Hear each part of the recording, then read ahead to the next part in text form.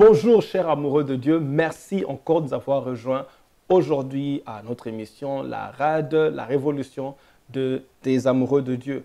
Notre prière, toujours notre prière, c'est que votre amour pour Dieu continue à grandir, à s'intensifier, surtout dans ces derniers temps.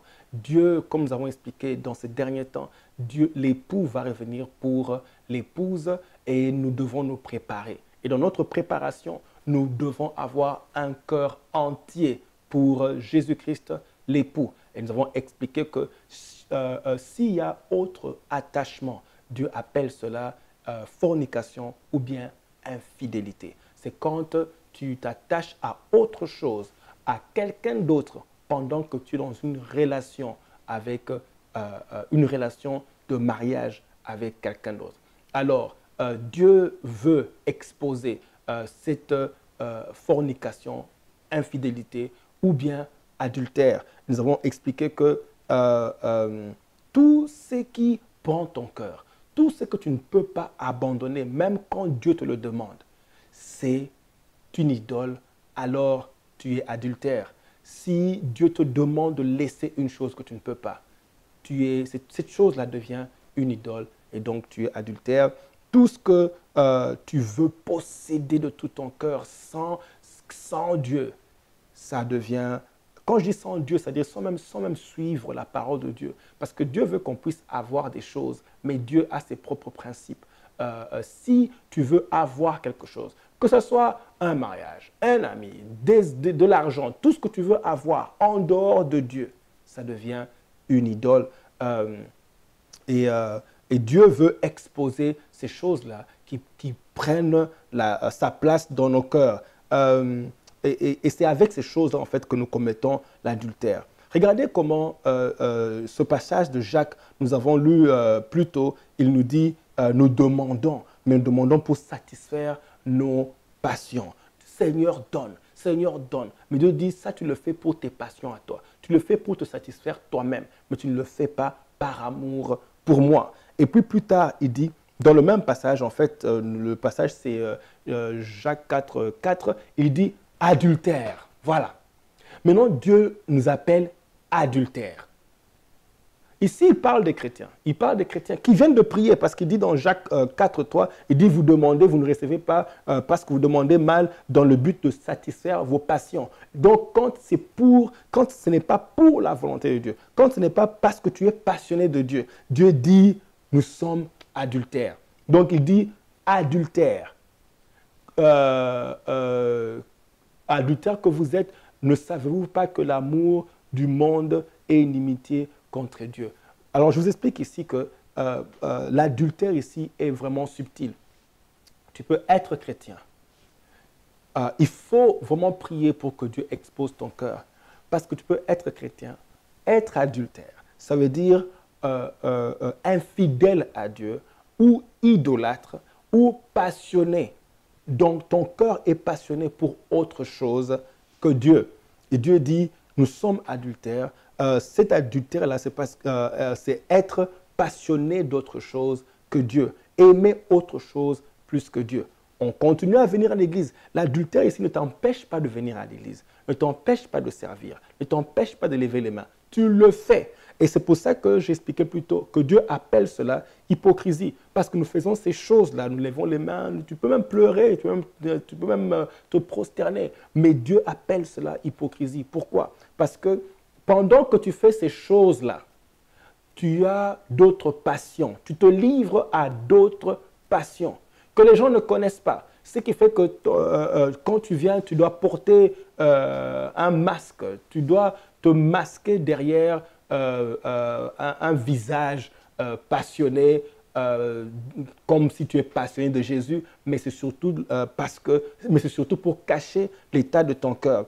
Alors Dieu appelle ces chrétiens, il dit, idolâtres, vous avez d'autres passions, vous êtes adultères parce que vous avez d'autres passions. Écoutez, n'oubliez pas que notre relation amoureuse avec Jésus-Christ ne tolère pas l'adultère. Notre relation, écoutez, être hypocrite ne t'avantage en rien. C'est-à-dire que c'est vraiment toi qui es en train de perdre. Parce que Dieu exige que tu puisses l'aimer de tout ton cœur. si tu es adultère, Dieu sonde les cœurs et il sonde les reins. Il sait que tu es en train de t'égarer. Il sait que tu es dans cette relation, mais tu es en train de le tromper. Il sait que tu es infidèle. Dieu sait cela. Et donc, c'est encore mieux de faire la prière, que Dieu sonde ton cœur et qu'il expose ces choses-là, que de faire l'hypocrite. Parce que Jésus-Christ, n'oubliez pas, est tellement passionné, il est amoureux de nous. Et il va nous poursuivre parce qu'il veut notre cœur entier. Il veut le cœur entier. Et donc, cette relation dans laquelle nous sommes avec Jésus-Christ ne tolère pas l'adultère, ne tolère pas l'infidélité. Et on a vu ça plus tôt. Dieu veut, il veut être le seul, la seule passion de ton cœur. Dieu veut que ta passion ne soit que pour lui et que tu sois entièrement pour lui. La Bible dit dans le livre de Psaume, chapitre 24, bien aimé, réalisez qu'il y a des gens qui ont compris qu'il faut avoir une seule chose, une seule passion, un seul désir, c'est plaire à Dieu, avoir le cœur entièrement pour Dieu. Il y a des gens qui l'ont réalisé, il y a des amoureux de Dieu qui l'ont réalisé, et des amoureux de Dieu qui ont recherché à n'avoir qu'une seule passion, et être avec Dieu. Regardez, David dit, je demande à l'Éternel une chose. Ah, regardez, plutôt Dieu dit ceci, que vous priez pour satisfaire vos passions à vous, et vous êtes adultère. Mais regardez cet amoureux de Dieu dans le psaume 27, un amoureux de Dieu passionné. Dans sa prière à lui, il n'a qu'une seule chose qu'il demande. Dans sa prière, il dit, je demande à l'Éternel une chose. Il n'a pas dit, donne-moi plusieurs choses. Il veut d'abord une seule chose. Il donne la priorité à une seule chose. Il donne, et son désir ardent, c'est-à-dire sa passion. Il est passionné. Son désir ardent et sa passion ardente, c'est d'être dans la présence de Dieu. Ça, c'est un amoureux de Dieu. Il n'a désiré qu'une seule chose. David n'est pas le seul qui a désiré une seule chose. Paul aussi a désiré une seule chose. Paul aussi a découvert que être agréable à Dieu, c'est vraiment se débarrasser de ses attachements pour n'avoir qu'une seule poursuite.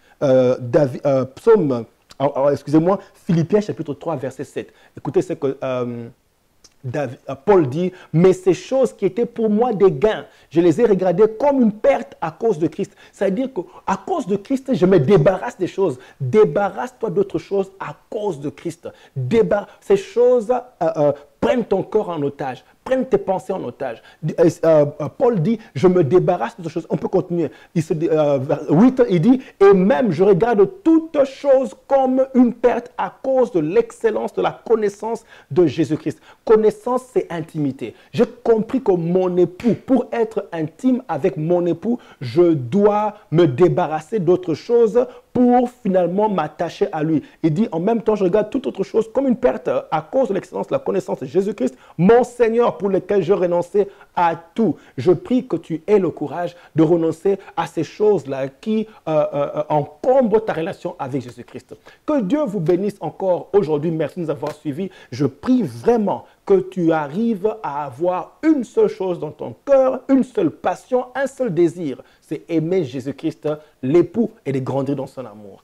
À la prochaine émission. Que Dieu vous bénisse.